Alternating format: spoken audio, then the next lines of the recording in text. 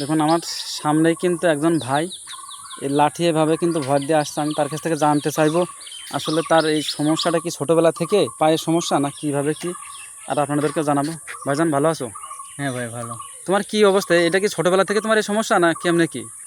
না ভাই, এই সমস্যা মূলত এই 2 বছর ধরে যাবত। এটা বাইক অ্যাক্সিডেন্ট করেছিলাম আমি আর আমার এক ফ্রেন্ড ঝিনাইদহ যাওয়ার পথে। অ্যাক্সিডেন্ট? হ্যাঁ তাহলে অ্যাক্সিডেন্ট। বিশাল বড় একটা অ্যাক্সিডেন্ট। হ্যাঁ দাদা। কত বছর এভাবে 2 বছর আসো? হ্যাঁ 2 বছর আছে।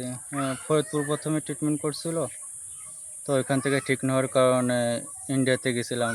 ভারতে যাওয়ার পর কলকাতাতে আর কি ওইখান থেকে পায়ে অপারেশন করছিল, করার পরেও ঠিক হয়নি। পায়ে ইনফেকশন হয়ে যাওয়ার পরে বাংলাদেশ আসি, আবার পায়ে প্রবলেম হয়ে যায়, যার কারণে আবার এবার ভেলোর অপারেশন করছে মা বাবা। ওইখান থেকে ট্রিটমেন্ট নিচ্ছে অনেক এখন তো টাকা বর্তমানে। পয়সাও ব্যবস্থা, তাতে কি পায়ের কোনো উন্নতি হচ্ছে বলে মনে হচ্ছে?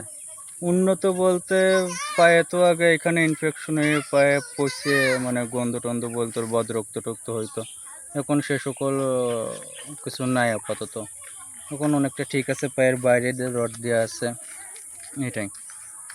আগের থেকে অনেক ভালো এখন বর্তমানে।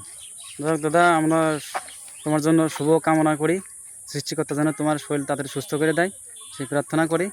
হ্যাঁ ভগবান ধন্যবাদ। ভরসা দাদা, হ্যাঁ ভগবান ভরসা।